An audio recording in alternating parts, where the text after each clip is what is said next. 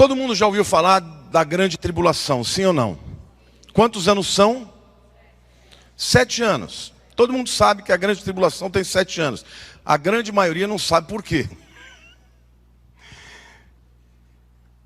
Este texto, o texto que é a base de todo o entendimento da volta de Jesus, da grande tribulação, do tempo em que o anticristo vai governar na terra, está lá em Daniel capítulo 9, versículo 24, eu não vou abordar sobre isso, mas só para que vocês saibam de um detalhe. Porque neste entendimento, alguns afirmam que Jesus vem buscar a igreja antes dos 7 anos. Outros afirmam que Jesus vem buscar a igreja no meio dos 7 anos. E outros afirmam que Jesus vem buscar a igreja no fim dos 7 anos. Ninguém discute que são 7 anos. O que as pessoas discutem é se a igreja vai passar pela tribulação ou não. Porque se ele vem buscar a igreja antes dos 7 anos, nós não vamos estar aqui quando o pau comer. Se ele vem buscar a igreja no meio dos 7 anos, então durante 3 anos e meio a igreja vai passar por uma guerra, por uma perseguição. E se ele vem buscar no final dos 7 anos, então nós vamos passar por todo o período. Agora, o que a maioria das pessoas que estudam sobre isso não entendem é que a dica sobre as 70 semanas, no versículo 24 diz assim, 70 Shavuot, 70 setes. A tradução ali está semanas, mas na verdade é 70 setes. Ali está se referindo a 70 semanas de anos.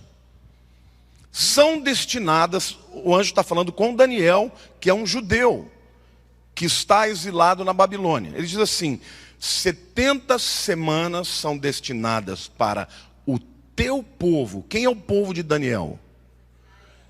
Israel, é o povo judeu. O anjo está deixando claro. Então hoje nós estamos vivendo nos últimos minutos proféticos do tempo dos gentios. A Bíblia fala sobre isso. Mas eu quero dizer para vocês que muita gente não entende que quando Jesus fala da pregação do evangelho, ele usa a figura de uma semeadura. Sim ou não? Vocês conhecem a parábola do semeador? Fala claramente dos tipos de campos, os vários campos, a semente é a palavra, o semeador é quem prega. Então, da mesma forma que o tempo em que a evangelização acontece é assemelhada a um período de plantio, a volta de Jesus, na Bíblia, muitas vezes é comparada a um tempo de colheita. Sim ou não? Então, para que nós entendamos a volta de Jesus, nós precisamos entender que a volta de Jesus é vista como um tempo de colheita. Eu quero mostrar para vocês aqui, então, algumas verdades que vocês até agora não ouviram, mas que a partir de hoje vocês vão começar a entender. Todo o entendimento sobre a vinda de Jesus, portanto, está relacionado à colheita que se fazia em Israel. Amém? E dentro da área da colheita, a gente tem que saber quais os tipos de colheita e quais eram as leis que envolviam a colheita. Então eu quero que você entenda que Deus ele tinha alguns princípios na colheita, que eu vou falar aqui para vocês, que depois lá na frente eles vão fazer sentido. A primeira lei é a lei da primícia, está lá em Êxodo 23, versículos 16 e 17. Guardarás a festa da cega, colheita, dos primeiros frutos do teu trabalho, que houveres semeado no campo, e a festa da colheita, a saída do ano, quando recolheres do campo o fruto do teu trabalho. 3 vezes no ano, todo homem aparecerá diante do Senhor.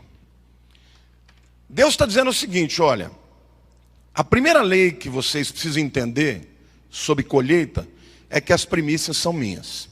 Isso valia para as 3 colheitas que tinham. Tanto a colheita da cevada, quanto a colheita do trigo, quanto a colheita da uva no final do ano. Como é que funcionava isso? O cabra ia lá, semeava no campo dele cevada. Quando começava a crescer a cevada, ela era verdinha. Não estava pronta ainda para ser colhida. Como é que ele ia saber quais eram os primeiros frutos? Ele andava no campo, quando ia chegando a época. E os primeiros ramos que começavam a amarelar, ele ia lá, colocava uma marca ao redor, uma fita vermelha no campo inteiro. Essa aqui já está ficando madura. Botava uma marca vermelha ao redor. Continuava andando, encontrava mais um outro tucho ali, botava uma outra marca vermelha e ia andando. Depois que ele fazia tudo isso no campo, ele arrancava, olha bem, arrancava do chão e ia na presença do sacerdote e dos anciãos e apresentava aquela colheita para Deus. Deus está dizendo, olha, a primeira porção é minha, você não vai comer dela, você vai entregar na minha presença, no templo, na presença do sacerdote e na presença também dos anciãos do povo. Esse é o primeiro princípio que Deus estava dizendo. Você fazendo assim, todo o resto vai ser santificado. Você dá essa primeira parte para mim, e eu santifico o resto de maneira que o inimigo não vai poder roubar sua colheita. O que Deus está falando? Vocês vão entrar na terra, o primeiro, o segundo e o terceiro ano, vocês não vão comer. Quando plantarem. O 4º ano, vocês vão colher o fruto e vão comer? De quem que vai ser? Do Senhor. Queridos, esses 3 textos, essas 3 leis, têm dicas importantíssimas sobre a colheita dos últimos do final dos tempos. A primeira colheita, a colheita da cevada, a colheita das primícias, de respeito à igreja, que vai ser arrebatada antes da tribulação. Depois eu vou mostrar mais para vocês. A segunda colheita é a colheita do 4º ano. É por isso que lá no livro de Apocalipse, você vê um grande número de pessoas aparecendo na presença de Deus, os 144 mil, os que morrem na grande tribulação e têm as suas vestes lavadas com o sangue do Cordeiro, bem no meio da tribulação, no 3 anos e meio. 3 anos e meio, diga para a pessoa do teu lado, 3 anos e meio é o 4º ano. Portanto, a colheita do 4º ano, para Deus, se refere a estes que vão comparecer perante Deus no meio da tribulação. Amém? E a última lei é a lei do que sobra. Porque no final dos 7 anos, depois que a ira de Deus for derramada, que muita gente morrer, que o anticristo estiver perseguindo e matando muita gente, vai sobrar. Vai sobrar muita gente ainda. E estes últimos são aqueles que serão colhidos com os anjos que virão dos 4 cantos da terra para colher o que sobrou e oferecer a Deus. Amém? É muito importante que você entenda então que tem 3 períodos de colheita em Israel. Diga, tem 3 períodos de colheita em Israel.